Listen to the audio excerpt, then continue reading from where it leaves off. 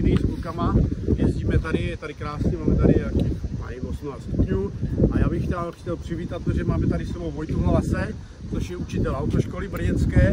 A protože tady jezdíme na motorkách a máme tady různé kubatury a různé třídy, tak Vojta vám odborně vysvětlí, s čím tady u nás můžete jezdit. Vojto.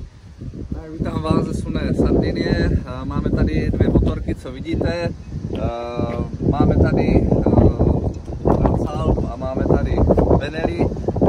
Abyste věděli ty skupiny, když začnu od těch nejmenších skupin, což je skupina AM a A1, pak máme A2 a skupinu A, takže máme 4 skupiny.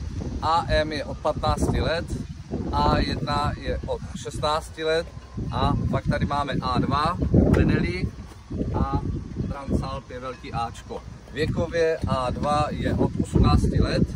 Když budete držet potom 2 roky skupinu A2, můžete jezdit potom na Transalp, to znamená, že nad 35 kW.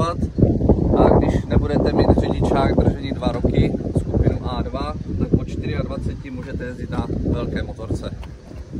Takže to je asi tak všechno, takže v podstatě si tady může zajezdit i mladší borci, který mají A2, motorka vypadá velká, krásně se tady vodí v zatáčkách, ti, co máte větší řidičáky, už se můžete provádět na ty 7pade.